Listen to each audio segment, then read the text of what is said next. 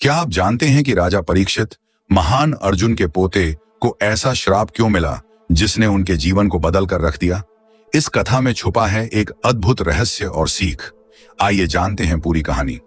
राजा परीक्षित, जो कुरु वंश के एक वीर और नीतिपरायण राजा थे, अपने धर्म और न्यायप्रियता के लिए प्रसिद्ध थे। लेकिन एक दिन उनके जीवन में कुछ ऐसा हुआ जिसने उनकी कीर्ति को कलंकित कर दिया। एक दिन शिकार के दौरान राजा परीक्षित गहरे जंगल में भटक गए। प्यास और थकावट से बेहाल होकर उन्होंने एक तपस्वी को देखा जो ध्यान में लीन था। राजा ने तपस्वी से पानी मांगा, लेकिन ध्यान मग्न तपस्वी ने उनकी बात का कोई उत्तर नहीं दिया। क्रोध में आकर राजा ने एक दुर्भाग्यपूर्ण कदम उठाया। राजा परीक्षित ने तपस्वी के अनादर के रूप में उनके गले में एक मृत सर्प डाल दिया। जब यह बात तपस्वी के पुत्र श्रृंगिराशीन को पता चली तो उन्होंने गुस्से में राजा को एक भयानक श्राप दिया और कहा, हे परीक्षित, 7 दिनों के भीतर तक्षक नामक सर्प तुम्हें अपने विष से मृत्यु प्रदान करेगा। यह तुम्हारे अधर्म का परिणाम होगा।